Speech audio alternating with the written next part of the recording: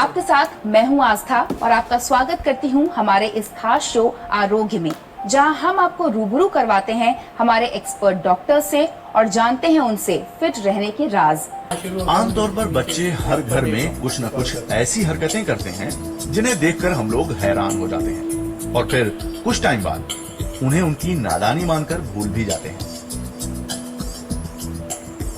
या फिर जब कई बार बच्चे हकलाने लगते हैं या कुछ याद नहीं कर पाते हैं, तब भी हमें यही लगता है कि ये सब तो आम बात है।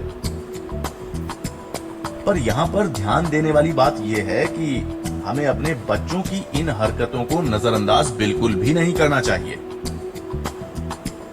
बचपना मानकर जिन चीजों को इग्नोर कर दिया जाता है वो attention deficit hyper activity disorder के सिम्टम्स हो सकते हैं। ADHD डिसऑर्डर एक न्यूरोलॉजिकल डिसऑर्डर है जिसके लक्षण छोटी उम्र में दिखाई देना शुरू हो जाते हैं। सही समय पर डायग्नोस नहीं होने पर उम्र के साथ ये समस्या बढ़ती जाती है और गंभीर रूप भी ले सकती है। ऐसे में जरूरी ये है कि हम वक्त रहते उनकी इन हरकतों पर ध्यान दें और समय पर उसका सही इलाज करवाएं। ये उनकी उम्र में आम चीजें हैं, लेकिन हो सकता है कि ये न्यूरोलॉजिकल डिसऑर्डर की ओर इशारा हो, जिसके लक्षण छोटी उम्र में और आमतौर पर 3 वर्ष की उम्र से पहले दिखाई देना शुरू हो जाते हैं। सही समय पर डायग्नोस नहीं होने पर उम्र के साथ ये समस्या बढ़ती जाती है और गंभीर रूप भी ले सकती है। तो ऐसे में क्या करना चाहिए, ये एक बड़ा सवाल बन जाता है। ऐसे में अब आपको घबराने की जरूरत बिल्कुल नहीं है, क्योंकि यहाँ हम आपको वो जानकारियां देंगे जिनकी मदद से आप और आपके बच्चे बिल्कुल हेल्दी एंड वेल्दी रह सकते हैं। और वो जानने के लिए मिलते हैं हमारे आज के एक्सपर्ट से, डॉक्टर अभिनव गुप्ता जी। डॉक्टर, बहुत बहुत स्वागत है आपका हमारे शो में।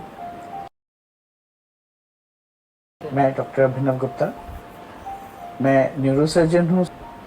मैं पिछले 20 वर्षों से न्यूरोसर्जरी और न्यूरोलॉजी के क्षेत्र में कार्य कर रहा हूँ। इन 20 वर्षों में मैंने करीब 5000 ऑपरेशन किए हैं, जिसमें कि कुछ 2000 ऑपरेशंस बच्चों पर किए गए हैं। बच्चों की न्यूरोलॉजिकल प्रॉब्लम्स आम होती हैं और इनका इलाज बहुत अच्छे से आज की समय में संभव है। तो अगर हम उन सब बीमारियों के बारे में जानेंगे तो हम उन बच्चों को बहुत अच्छी ज़िंदगी दे पाएंगे। बिल्कुल डॉक्टर। तो डॉक्टर, ये हम सब जानते हैं कि बच्चों को जरा सी खरोच भी आ जाती है तो हम सबका दिल बैठ जाता है, हम ज्यादा परेशान हो जाते हैं। ऐसे में न्यूरोलॉजिकल प्रॉब्लम्स बच्चों में होना काफी बड़ी बात मानी जा सकती है। पहले तो क्या क्या प्रॉब्लम्स होती हैं बच्चों में, इसके बारे में हमें थोड़ा विस्तार से बताएं। जैसा कि पर सभी लोगों को कोई भी कभी भी न्यूरोलॉजिकल प्रॉब्लम हो सकती है, परंतु बच्चों में भी बहुत सी न्यूरोलॉजिकल प्रॉब्लम्स जन्म से ही पाई जाती हैं या कुछ जन्म के बाद कुछ वर्षों में डेवलप हो जाती हैं। तो हमें कुछ न्यूरोलॉजिकल प्रॉब्लम्स के बारे में कुछ अच्छे से पता होना चाहिए, जिनसे कि उनका इलाज सही समय पे किया जा सके और बच्चे की ज़िंदगी अच्छे से हो सके। मैं यहाँ बताना चाहूँगा कि कुछ बच्चों को हाइड्रोकेफेलस नाम की बीमारी हो जाती है, जिसमें कि उनके दिमाग में पानी बढ़ जाता है और उस पानी के बढ़ने से दिमाग पर काफ़ी दबाव आ जाता है। इस दबाव से बच्चों को बहुत सारी न्यूरोलॉजिकल प्रॉब्लम्स हो जाती हैं। इसी प्रकार कुछ बच्चों को दौरे पड़ने शुरू हो जाते हैं, वह पढ़ाई में पीछे हो जाते हैं और हमें पता भी नहीं चलता और बच्चा पढ़ाई में पीछे रह जाता है, जबकि उससे ठीक किया जा सकता है। उसे कुछ दौरे पड़ रहे हैं जिनकी दवाइयाँ दी जा सकती हैं। जन्म पर ही कई बार बच्चे की सेरेब्रल पैल्सी होती है, जिसका पता बहुत समय तक नहीं चल पाता और हम 3 साल तक या 4 साल तक की उम्र तक यही सोचते रहते हैं कि बच्चे का डेवलपमेंट थोड़ा सा स्लो है और इसलिए वह सही से अपने माइलस्टोन्स या जैसा कि उसको उस एज में होना चाहिए वह नहीं प्राप्त कर पा रहा है। सेरेब्रल पैल्सी एक बड़ी बीमारी है। इसी प्रकार अगर किसी बच्चे को चोट लग जाती है या इन्फेक्शन हो जाता है, उसे भी काफ़ी न्यूरोलॉजिकल प्रॉब्लम्स हो सकती हैं। तो हमें कुछ न्यूरोलॉजिकल प्रॉब्लम्स के बारे में विस्तार से पता होना चाहिए, जिससे उनका सही समय पर इलाज किया जा सके। बिल्कुल सही कहा आपने डॉक्टर। और इन बीमारियों का लक्षण क्या होते हैं, यानी सिम्टम्स क्या होते हैं? ऐसे कौन से साइंस होते हैं जो अभिभावकों को पहले से ही समझने चाहिए ताकि समय रहते इनका इलाज शुरू हो सके? देखिए, माँ से बड़ा कोई भी डॉक्टर नहीं होता। माँ अगर सही समय पर बच्चे को डॉक्टर के पास ले जा पाए, वह सबसे अच्छा रहता है।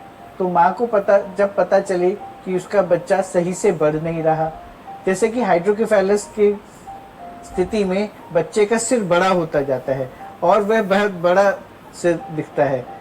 ऐसे ही अगर किसी बच्चे को सेरेब्रल पैल्सी है तो वह अच्छे से, जैसे घुटने चलने की उम्र 6 महीना 8 महीने की उम्र में वह घुटने नहीं चल पाता है, या वह चलता है तो फ्रॉग जैसे चलता है, या साल भर की उम्र में वह उसके बैठने का तरीका कुछ अजीब सा होता है। ऐसी समस्याएं होती हैं, या बच्चे को दौरा पड़ता है, या बच्चा कुछ देर के लिए गुम हो जाता है। ऐसी सभी स्थितियों में शहरों में तो बहुत से डॉक्टर हैं जो इन बातों को पकड़ लेते हैं, परंतु गांव में, दूर दराज के क्षेत्रों में, जहां पर कि माँ ही सबसे पहली बच्चे की डॉक्टर होती है, उसे भी इन सभी के बारे में पता होना चाहिए और ऐसा कुछ होने पर तुरंत पीडियाट्रिशियन या बच्चों के डॉक्टर को दिखाना चाहिए। पीडियाट्रिशियंस उस स्थिति में बच्चे को इन्वेस्टिगेट कर सकते हैं, बच्चे के माइलस्टोन्स मेजर कर सकते हैं और समय रहते उन बीमारियों को पकड़ सकते हैं। जैसा मैं आपको बता रहा था कि अगर बच्चे की बीमारी पहले साल में या पहले 3 सालों में पकड़ में आ जाती है, जो कि दिमाग के डेवलपमेंट के लिए सबसे ज़रूरी समय है, तो बच्चे का इलाज संभव है और वह पूरी ज़िंदगी अपनी अच्छे से नॉर्मल व्यक्ति की तरह बिता पाता है। परंतु अगर यह 3 साल का या 5 साल का समय वेस्ट हो गया या हम उस चीज़ को नहीं पकड़ पाए, उस स्थिति में बच्चे को आजीवन उस बीमारी से को झेलना पड़ता है या ग्रसित रहना पड़ता है। यानी छोटे छोटे साइंस हो सकते हैं जिन्हें आप समय रहते अगर नोटिस कर लेंगे, समझ लेंगे, तो बच्चे के लिए बहुत ज्यादा फायदेमंद रहेंगे। डॉक्टर, इन सारी बीमारियों का, न्यूरोलॉजिकल प्रॉब्लम्स के रीजंस यानी कारण क्या होते हैं? कैसे ये जन्मजात बीमारियां बच्चों में आ जाती हैं? देखिए, बच्चों में बीमारी का जो है वो हम उसे प्रीनेटल, मतलब जब बच्चा माँ की गर्भ में होता है उस स्थिति में, नेटल मतलब जिस समय पर बच्चा को माँ जन्म दे रही होती है, और पोस्टनेटल जबकि बच्चा बाहर होता है और जीवन जी रहा होता है, उस समय पर किसी परेशानी की वजह से ये बीमारियां हो सकती हैं। जैसे प्रीनेटल में अगर माँ को खून की कमी है, थायराइड की परेशानी है, या माँ को खाना अच्छे से नहीं खाती है, बहुत वीक है, तो इन सभी स्थितियों में बच्चे का डेवलपमेंट, ब्रेन का डेवलपमेंट अच्छा नहीं होता है। या कई बार माँ को किसी वजह से कोई दवाइयाँ दी जा सकती हैं या दवाइयाँ ले रही होती हैं, इन सब कारणों से भी बच्चे का डेवलपमेंट या बच्चे के ब्रेन को ऑक्सीजनेशन पूरा नहीं मिलता है। इसी प्रकार अगर माँ को बीपी है या बर्थ के दौरान डॉक्टर्स अवेलेबल नहीं हैं, जिसके कारण कि बच्चे का जन्म दाई द्वारा या अनट्रेन्ड, अनस्किल्ड लोगों के द्वारा होता है, उस स्थिति में बच्चे को पूरा सांस या सही समय पर रिससिटेशन नहीं हो पाता है। इस कारण ब्रेन का डेवलपमेंट आगे के लिए खराब हो सकता है। बाद में बच्चे को कोई इन्फेक्शन हो सकता है, साफ सफाई का ध्यान ना रखा जाए, या बच्चा पलंग से गिर जाता है, खेलते समय गिर जाता है, इन सब कारणों से भी न्यूरोलॉजिकल प्रॉब्लम्स हो सकती हैं। तो अगर इन सब बातों का ध्यान भी रखा जाए तो हम हजारों बच्चों को जिंदगियां सेव कर सकते हैं। बिल्कुल। डॉक्टर, आपने प्रीनेटल कंडीशंस के बारे में बोला, यानी कि जब माँ गर्भवती है तो उस वक्त एक माँ के लिए क्या क्या चीजें जरूरी हैं ध्यान रखना, सो दैट बच्चा जब पैदा हो तो हेल्दी पैदा हो? देखिए, सबसे ज़रूरी बात यह है कि माँ की डाइट सबसे अच्छी होनी चाहिए। अगर माँ को पोषक भोजन मिल रहा है, उसका खून की मात्रा सही है, उसका अल्ट्रासाउंड समय पर हो रहा है, तो बहुत सारी बीमारियां होंगी ही नहीं। हमें सही समय पर पता चल जाएगा। और माँ की देखभाल, आयरन के कैप्सूल्स, फॉलिक एसिड के कैप्सूल्स अगर सही समय पर मिलते रहते हैं तो बच्चे का जन्म ही हेल्दी बेबी के रूप में होता है। तो देखिए, इसीलिए कहते हैं कि माँ और बच्चे का रिश्ता ऐसा है जिसे दुनिया में किसी भी और रिश्ते के साथ उसकी तुलना नहीं की जा सकती। और इसीलिए माँ को अपना ध्यान रखने की भी उतनी ही जरूरत है जितना बच्चा पैदा होने के बाद बच्चे का ध्यान रखने की।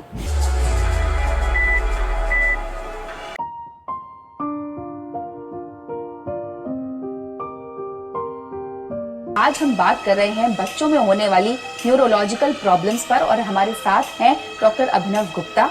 अभी तक हमने जाना कि बच्चों में क्या न्यूरोलॉजिकल प्रॉब्लम्स होती हैं, उनके लक्षण और कारण क्या हैं।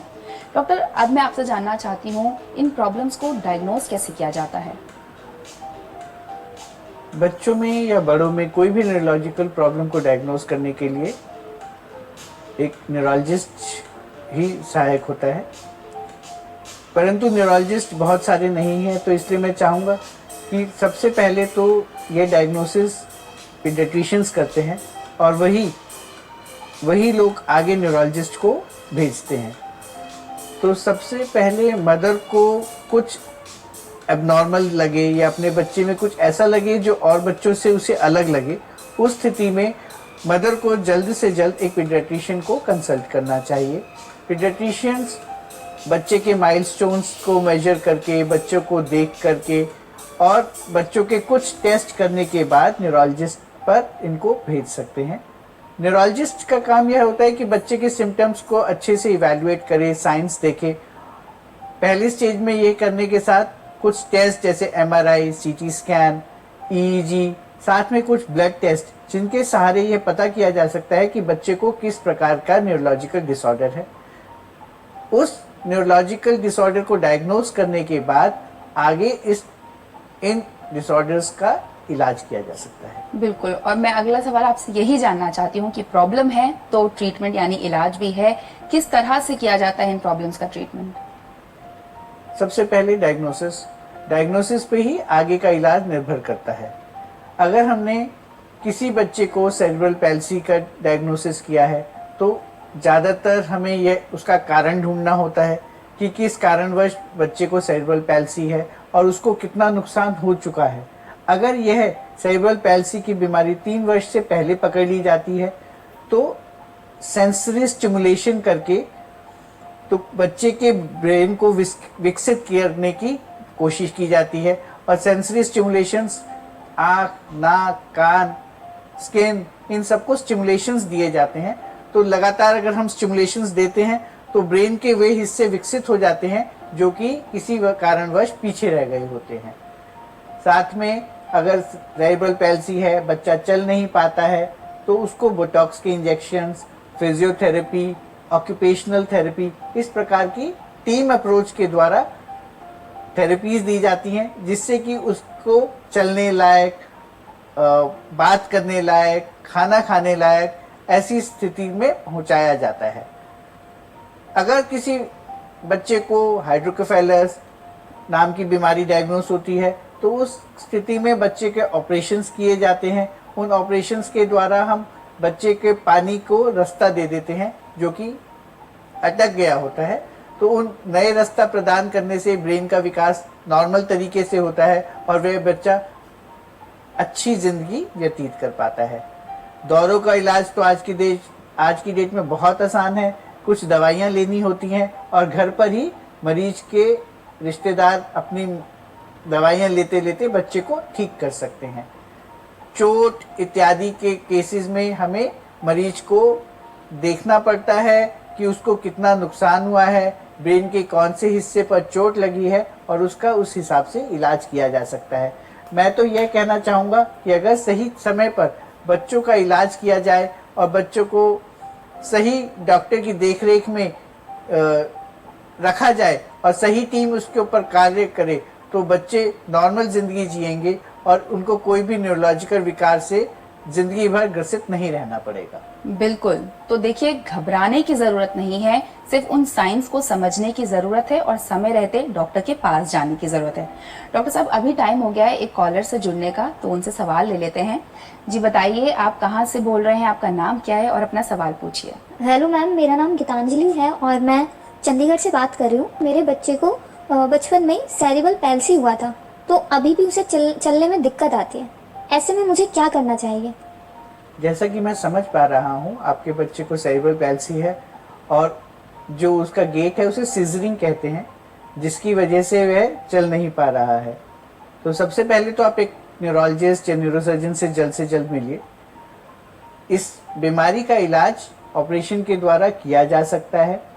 ऑपरेशन के द्वारा इन मसल्स को अगर बहुत टाइट होंगी तो ऑपरेशन के द्वारा इनको ढीला किया जा सकता है, या कोई स्पाइनल सर्जरी करके इनको ढीला किया जा सकता है।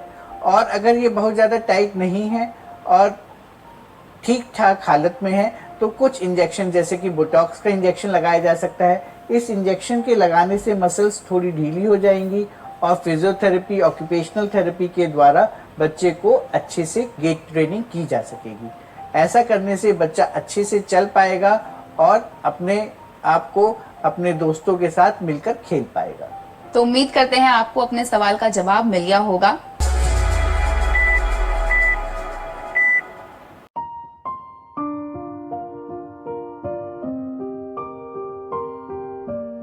आज हम यहाँ बात कर रहे हैं बच्चों में होने वाली न्यूरोलॉजिकल प्रॉब्लम्स पे और हमारे साथ हैं डॉक्टर अभिनव गुप्ता।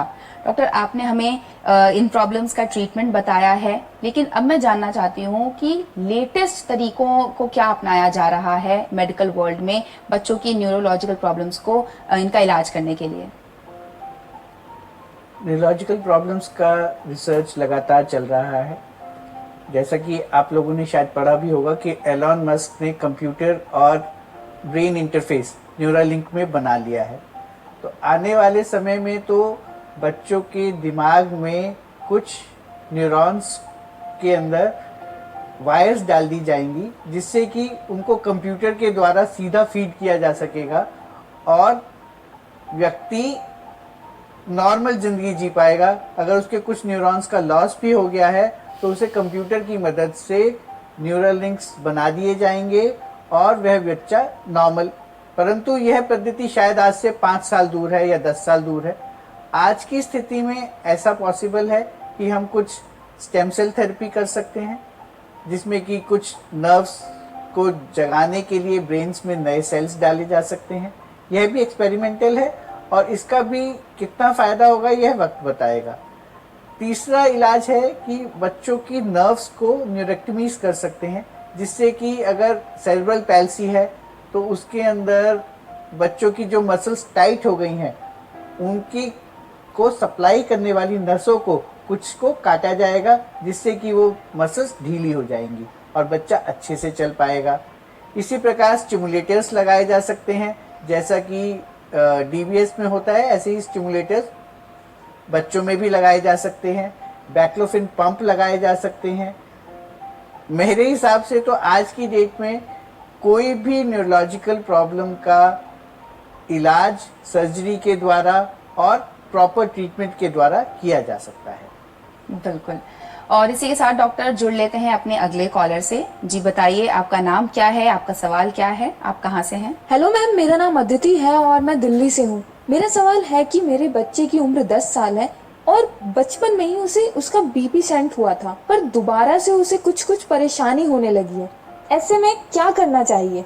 जैसे कि आपने बताया कि आपके बच्चे का बचपन में इलाज हुआ, उन्हें बीपी शंट किया गया, तो जितना मैं समझ पा रहा हूँ बच्चे को हाइड्रोकोफेलस नाम की बीमारी रही होगी, जिसका इलाज करने के लिए शंट की गई होगी। शंट अगर बचपन में हुई थी तो बच्चे के बढ़ने के साथ शंट में कभी कभी कुछ परेशानियां आ जाती हैं। आपको सबसे पहले एक न्यूरोसर्जन या न्यूरोलॉजिस्ट को दिखाना चाहिए। वह कुछ टेस्टों के बाद यह डिसाइड कर लेंगे कि बच्चे की शंट में कोई खराबी तो नहीं है।